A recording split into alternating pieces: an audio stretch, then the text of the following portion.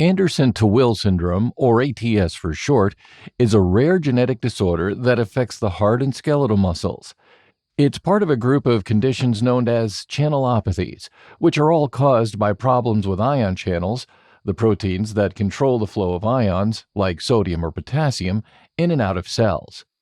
These channels help reset the electrical state of muscle cells after a contraction by allowing potassium ions to flow out, enabling the cell to get ready for the next contraction. Specifically, most cases of ATS are caused by mutations in the KCNJ2 gene, which affects the function of potassium channels in muscle and heart cells.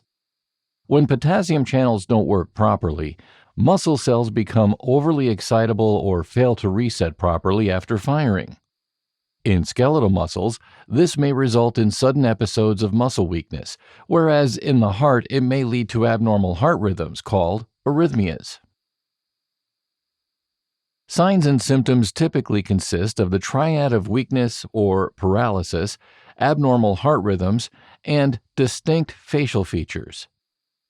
Clinically, individuals with ATS have sudden episodes of muscle weakness or full paralysis, usually affecting the limbs.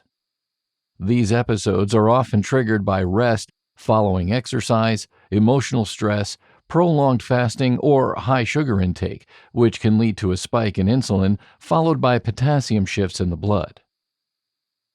Individuals are also at increased risk of abnormal heart rhythms, specifically ventricular tachycardia, a rhythm that can cause the heart rate to rise above 250 beats per minute. If this happens, an individual can have symptoms of decreased blood supply to the brain and other organs, such as chest pain, fainting, dizziness, or shortness of breath. It can even cause sudden death.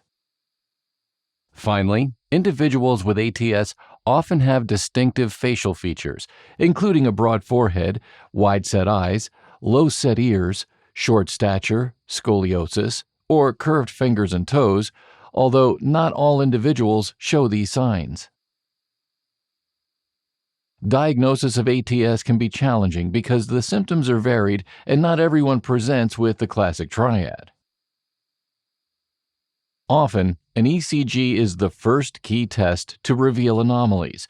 Sometimes an exercise ECG or 24-hour Holter monitor is used to catch intermittent arrhythmias. Genetic testing confirms the diagnosis in most cases. However, around 30% of individuals with classic symptoms don't have identifiable mutations, so diagnosis remains clinical in those cases. Treatment of ATS focuses on reducing the frequency of muscle paralysis and preventing life-threatening arrhythmias. Management and prevention of muscle symptoms includes potassium supplements and medications like the diuretic acetazolamide, which helps muscle cells rest more effectively, making them less likely to become paralyzed. To prevent arrhythmias, individuals may be given medications like beta blockers, which aim to stabilize the heart's electrical activity. Other times, individuals prone to having bouts of ventricular tachycardia will have a small device surgically implanted that is capable of delivering an electrical shock, called an implantable cardioverter defibrillator, or ICD.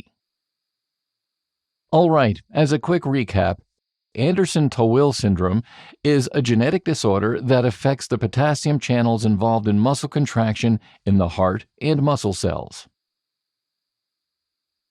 The classic triad of symptoms include episodes of muscle weakness, increased risk of abnormal heart rhythms, and distinctive facial features. Diagnosis is based on clinical suspicion, ECG monitoring, and genetic testing. Treatment involves managing episodes of muscle paralysis with medications and preventing life-threatening heart rhythms.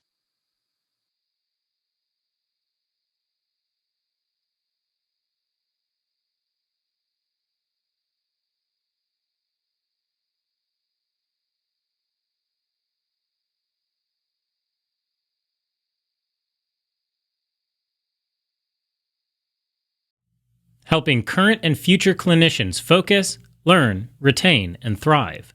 Learn more